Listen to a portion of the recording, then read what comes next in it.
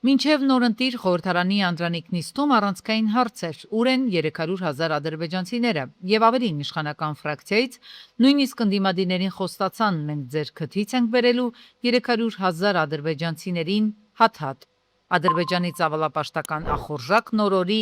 ավելի էր ահագնանում։ Այդ երկիրը արևմտյան Ադրբեջանի եւ ադրբեջանցիների վերադարձի հարցը հռչակել էր ազգային առաջնահերթություն։ Պնդում են, թե 1980-ից 90-ականներին Հայաստանից իբր 300,000 ադրբեջանցի է վտարվել եւ պահանջում են պայմաններ ստեղծել նրանց վերադարձի համար։ Երբ Ալիևի ուղեղը սկսեց գեներացնել այս մտահաղացումը, մասնագետներն ասում են, երբ 2022-ի հոկտեմբերի 6-ին հայկական կողմը Պրահայում ճանաչեց Ադրբեջանի տարածքային ամբողջականությունը, ներառյալ Արցախը, 2 ամիս անց դեկտեմբերին Ալիևը Արևմտյան Ադրբեջանի համայնք կոչված կազմակերպության հետ հանդիպմանը հայտարարեց վերադարձի մասին։ Այժմ, երբ Ղարաբաղյան հակամարտությունը լուծվել է, սա է մեր օրակարգում եղած խնդիրը։ Իհարկե, վաղաժամ էր խոսել դրա մասին նախքան Ղարաբաղյան հակամարտության լուծումը, բայց մենք չպետք է ժամանակ վատնենք, պետք է մշակվի վերադարձի հայեցակարգ։ Եվ որքան էլ հիմա պնդումներն են ասպարեզում, թե ադրբեջանցիները վերադարձի թեման առաջ են բերում ի պատասխան արցախահայության վերադարձի իրավունքի մասին հայտարարությունների, փաստացի պաշտոնական Բաքուն այս խոսույթը սկսել է ակտիվորեն շրջանառել դեռևս 2022-ից։ 2024-ի դեկտեմբերի 18-ին ռուսական Ռոսիա պետական հեռուստաընկերությանը եւ ՌԻԱ Նովոստի գործակալությանը տված հարցազրույցում նա այս թեման ավելի զարգացրեց, իրենց պատմական հողերն անվանելով հայկական ինքնիշխան տարածքները։ 1980-ականների վերջին եւ 1990-ականների սկզբին Հայաստանից տեղահանված ադրբեջանցիների համայնքը, որի կազմում մոտ 300,000 մարդ կա, պաշտոնապես դիմել է Հայաստանի ղեկավարությանը, խնդրելով իրենց համար եւս ստեղծել վերադարձի եւ արդեն Հայաստանում վերաինտեգրման պայմաններ։ Այն, որ նրանք 90-ականների սկզբին արտաքսվել են այնտեղից, չի նշանակում, թե կորցրել են վերադառնալու իրավունքը։ Մենք մինչեւ օրս Հայաստանի ղեկավարությունից պատասխան չենք ստացել, թե ինչպես են պատկերացնում ադրբեջանցիների վերաինտեգրումը իրենց պատմական հողերում։ Եվ հիմա էլ Ալիևի աշխատակազմից ուղիղ ֆինանսավորվող այս քարոզչությունը ամեն օր նոր թափ է առնում։ 2026 թվականի հունիսի 22-ին Արևմտյան Ադրբեջանի ժառանգությունը վերադարձ պատմական արմատներին խորագրով մի հավաք էին կազմակերպել Ադրբեջանի Գյոգյոլի շրջանում, որտեղ Հայաստանի տարածքը ներկայացնում են որպես Արևմտյան Ադրբեջան, պլանավորում, որ վերադառնալու են եւ հաջորդ հավաքը Հայաստանի տարածքում են անցկացնելու։ Հունիսի 18-ից 19-ին էլ վերադարձ Արևմտյան Ադրբեջան էին անվանել Նախիջևանի Օրդուբադ քաղաքում կազմակերպված ցուցահանդեսը։ Այստեղ ադրբեջանցիները ոչ միայն իրենց վերադարձի ցանկությունից խոսեցին, այլև պահանջներ, նույնիսկ սպառնալիքներ հնչեցրին Երևանի հասցեին։ Ղարաբաղից հետո հաջորդ նպատակը Զանգեզուրն է։ Ազգային ժողովի փոխնախագահը ուղիղ ձևակերպում է այս նպատակադրումը։ Խոսքը պարզապես մեր հողերը վերադառնալու, այնտեղ ապրելու, նախկինների հայրենի բնակավայրերը վերադառնալու եւ մեր կյանքը շարունակելու մասին է։ Մի այսպիսի միջոցառում էլ հունիսի 24-ին են տարել Վաշինգտոն, Միացյալ Նահանգների կոնգրես ու վերագրել վերադարձի իրավունք եւ ինքնորոշում, կրկնակի չափանիշներ եւ ընտրողական մոտեցումներ։ Այսինքն, հայկական այս ծրագիրը խաղաղություն խաղացող Բաքուն առաջ է մղում պետական մակարդակով, չլսել, չտեսնել եւ իգնոր անել այս նարատիվը, թե միջոցներ ձեռնարկել դրա դեմն առնելու համար, հատկապես երբ այն օրորի ավելի ինստիտուցիոնալ է դարձնում։ Ցավոք սրտի Ադրբեջանում այսպես կոչված Արևմտյան Ադրբեջանի թեման իր նաև վերադարձի բաղադրիչով ոչ միայն փակված չէ, այլ ընդհակառակը ամեն օր ընդունում է ել ավելի մեծ, ավելի հիմնավոր եւ ավելի ինստիտուցիոնալ բնույթ։ Եվ սա դրսևորում ունի եւ Ադրբեջանի ներսում, եւ Ադրբեջանի տարածքից դուրս։ Պատահական չէ, որ ցավոք սրտի վերջին տարիներին այս արհեստական Արևմտյան Ադրբեջան համայնքի ներկայացուցիչների հետ արդեն հանդիպում են օրինակ Եվրամիության ներկայացուցիչները, իսկ այս Արևմտյան ադրբեջանցիների խնդիրներով սկսում են զբաղվել ՄԱԿ-ի որոշ մարմիններ։ Պաշտոնական Բաքուն ահռելի ռեսուրսներ է ուղղում այս զավթողական օրակարգի կենսագործմանը, ըստ էության հոդս ցնդեցնելով հայկական կողմի նարատիվը, թե ֆեյք մտածածին Հորինովի թեմա է, նման բան չի եղել, չի էլ լինելու։ Ալիևը ամբողջ ռեժիմով է լծվել այս գործին, այնպես որ գլուխը պատին տալով հարցը չես լուծի։ Ռուսաստանի Դաշնության մեր գործընկերների հետ եւ մենք հարցի վերաբերյալ նաեւ որոշակի ըմբռնում ենք տեսնում։ Սա ամիսներ առաջ։ Հիմա Նիկոլ Փաշինյանն ասում է Հարավկովկասյան երկաթուղու կոնցեսիոն կառավարումը Ռուսաստանից վերցնելու հարցով անհրաժեշտության դեպքում կառավարությունը կգնա նաև միջազգային արբիտրաժ։ Նույնն է թե դատարանի դուռը։ Դա մեր սեփականությունն է եւ Հայաստանի Հանրապետությունը պետք է հնարավորություն ունենա այդ երկաթուղին օգտագործել այնպես, ինչպես ինքը նպատակահարմար է գտնում։ Դեռևս բավարար չափ կսպասենք, բայց ոչ անverջ ուզում ենք հարցը Մոսկվայի հետ բարեկամական տարբերակով լուծել, ընդգծում է Փաշինյանը։ Այս կթանկանա։ Հայաստանում էլ բաներ կա, որ անվճարը կարող է պատվի որ թանգանում է։ Կարող է բաներ կա, որ Հայաստանում գոյություն ունի 30 տարի անվճար, կարող է պատվի որ Հայաստանը կսկսի դրա համար տարեկան 2 միլիարդ դոլար ուզել։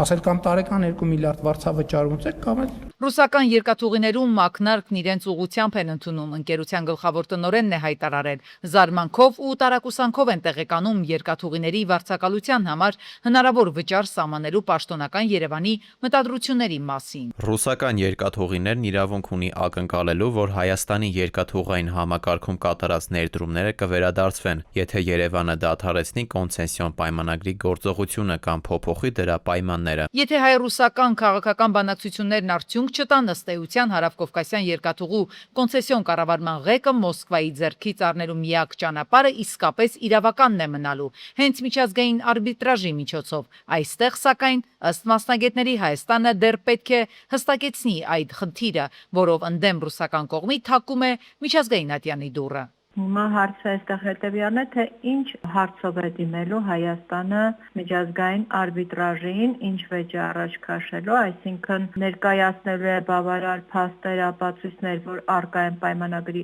էական խախտումներ Հարավկովկասյան երկաթուղու կողմից եւ այնուհետեւ սկսվեն հաշվարկներ, միանշանակ չի, որ արբիտրաժը կբավարարի Հայաստանի հարցը, դեռ արբիտրաժը պետք է որոշի Արդյոք Հայաստանը ստեղծված պայմաններում իրավունք ունի վաղաժամկետ դադարեցնելու պայմանագիրը կամ մասնակի կամ ամբողջությամբ։ Հայկական երկաթգծերը Հարավկովկասյան երկաթուղու կոնցեսիոն կառավարմանը հանձնվել են 2008-ին 30 տարով եւ այս պայմանագիրը եւս 10 տարի երկարաձգելու իրավունքով։ Ամեն դեպքում այս 30 տարիների համար արդեն Հարավկովկասյան երկաթուղին վճարել է 1.7 միլիարդ դրամ մուտքի միանվագ վճար եւ պարտավորվել է վճարել տարեկան վերնափոխադրումներից ու այլ ոչ ուղևորային գործունեությունից ստացված համախառն հասույթի 2%-ը եւ այստեղ արդեն պետք է համապատասխան հաշվարկներ լինի իրավական աուդիտ, փաստաթղթային աուդիտ լինի,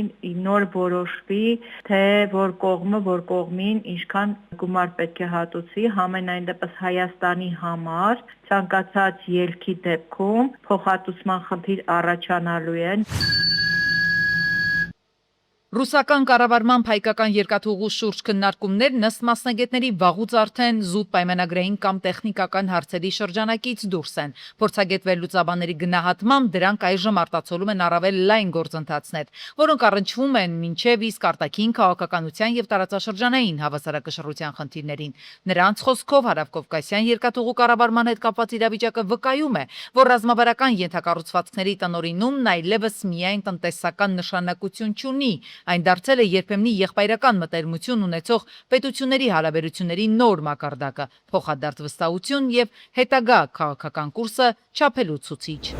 2026 թվականի հունվար-հունիսին Հայաստանում միջին ամսական անվանական աշխատավարձը կազմել է 310,787 դրամ։ Այս մասին հայտնել են վիճակագրական կոմիտեից։ Մասնավորապես պետական ոլորտում միջին ամսական աշխատավարձը աճել է 9.1%-ով եւ կազմել 241,454 դրամ։ Իսկ ոչ պետական ոլորտում միջին ամսական աշխատավարձը աճել է 4.3%-ով, կազմելով 337,174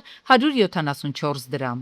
ՊԿ հայտնել է, որ օգոստոսի 2-ի դրությամբ էլեկտրական ավտոմեքենաների ներմուծման համար նախատեսված զրոյական մաքսատուրքի քվոտան զգալիորեն օգտագործվել է։ Դիլեր-դիստրիբյուտորների համար նախատեսված քվոտայից օգտագործվել է 57%-ը, իսկ մյուս ներմուծողների համար արդեն 90%-ը։ Այդ պատճառով ՊԿ հայտարարել է, որ այսուհետ ավելի հաճախ կհրապարակի քվոտայի մնացորդների մասին տեղեկությունները, որպեսզի ներմուծողները տեղեկացված լինեն առկա հնարավորությունների մասին։ Կամավորականությունը միայն անվճար աշխատանքը չէ, այն նոր փորձ է ձեռք բերելու մասնագիտական հմտություններ, զարգացնելու եւ հասարակական խնդիրների լուծմանը մասնակցելու հնարավորություն։ Մարդկանց առավել հաճախ կամավորությանը մղում ուրիշին օգնելու ցանկությունը, միաժամանակ աշխատանքի եւ սոցիալական հարցերի նախարարությունից տեղեկացնում են, որ նման աշխատանք կատարողների իրավունքները պաշտպանված են օրենքով։ Կամավոր աշխատանքի համար պետք է կնքվի պայմանագիր, անհրաժեշտ միջոցները պետք է տրամադրվեն ձեզ նախապես, իսկ լրացուցիչ ծախսերը փոխհատուցվեն։ Դուք իրավունք ունեք ձեր կամավոր աշխատանքը կատարելու անվտանգ եւ արժանապատիվ աշխատանքային պայմաններում։ Պայմանագրով սահմանված դեպքերում դուք կարող եք ունենալ ապահովագրություն, իսկ եթե ունեք հաշմանդամություն, դուք իրավունք ունեք ստանալու նաեւ խելամիտ հարմարեցումներ։ Կամավորությունն աշխատանքային ստաժ չի համարվում, բայց այն արժեքավոր փորձ է, որը կարող եք ներառել ձեր ինքնակենսագրականում, ներկայացնել գործատուներին կամ ուսումնական հաստատություններ։ Իրավական երաշխիքների առկայությունը, սակայն դեռ բավարար չէ կամավորությունը լայնորեն տարածելու համար, նշում են փորձագետները։ Սոցիոլոգների դիտարկմամբ Հայաստանում կամավորական ակտիվությունը նախկինում ավելի մեծ էր։ Նրանք այն կարծիքին են, թե մարդկանց շրջանում պատրաստակամություն կա, սակայն այն պետք է խելամտորեն կազմակերպել եւ ուղղորդել։ Պետք է զբաղվեն, կազմակերպիչներ պետք է լինեն եւ դա ասենք նախարարությունը չի էլի։ Այդ գործը ինքը կարող է կոչ անի, բայց պետք է լինեն կամ անհատ կազմակերպի կամ ինչ-որ կազմակերպություններ, ոչ կառավարական, ոչ պետական, որոնք հատուկ դրանով զբաղվեն։ Դες բան չի, որ հայերին բնորոշ չի, շատ լավ էլ բնորոշ է։ Մասնագետների գնահատմամբ միայն կամավորության կոչ անելը, դրա հնարավորությունների մասին պարբերաբար հիշեցնելը ցանկալի արդյունք ապահովել չեն կարող։ Անհրաժեշտ են կառույցներ, որոնք տեղերում կկարողանան մարդկանց համախմբել, հասկանալ համայնքների կարիքները եւ կամավորներին ներգրավել կոնկրետ խնդիրների լուծման գործում։ Պետք է լինեն, ասենք, գոնե ինչ-որ հկներ, որոնք կառավարության կողմից խրախուսում են եւ ֆինանսվում են, որոնք ցես բջիջների նման ամեն մարզու տարբեր շրջաններում եւ նրանց ինչ որ ձևով եւ թե ֆինանսապես թե տարածքի իմաստով խրախուսեն, այդ շարժումը շատ օգտակար է հասարակության համար։ Դե դա պետք է դառնա պետության քաղաքականություն։ Օրինակ Ռուսաստանում էլ չկար երկար ժամանակ, հետո իրանք